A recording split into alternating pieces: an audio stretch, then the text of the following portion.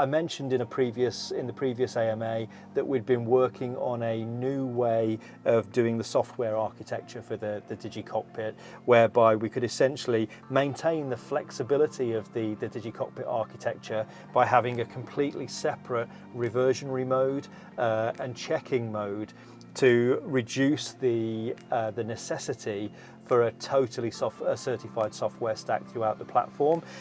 We've been doing a lot more development on that front, and we've essentially chosen the course that we're going to take with that now. So we're doing some test and development work on that at the moment to prove that what we want to do will work, but that looks really, really promising at the moment. So there'll be a lot more information coming shortly on the DigiCockpit.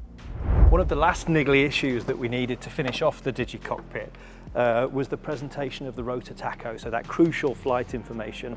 We always felt it was a little bit squashed, a little bit cumbersome. We finally come up with a presentation for the tacho that's bold and clear, fits with all the other presentation of the crucial information, and looks just great.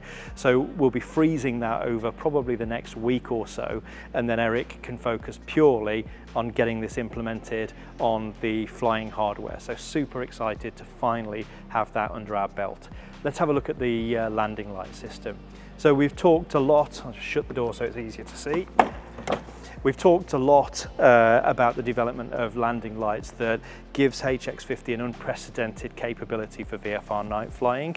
The way our landing light system works is we've got a very high power nose cluster that does what traditional helicopter landing lights do and gives you that dual angle focus so that you can see the ground from around 1,000 feet in the air, start to detect texture, and then as you get closer to the ground, will flood all of the area where you're approaching for your landing.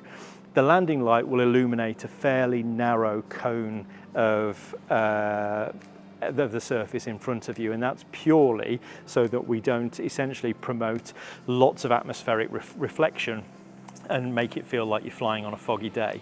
In addition to the nose light, we've now finished the optimization of the wingtip light clusters. Now these lights essentially fill everything from the sort of quartering angles out to the side of the helicopter all the way round to about the 90-degree mark. So once you're approaching your confined area, your landings, your off-airport landings under VFR conditions, then you'll have an unprecedented level of illumination to make those operations safer than they've ever been before.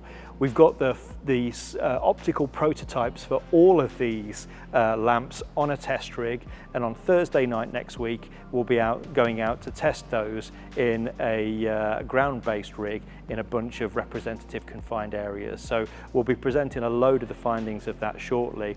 I've seen these things working on the ground already, and I can tell you it's game-changing. It's absolutely fantastic. Super pleased with how it's all coming together.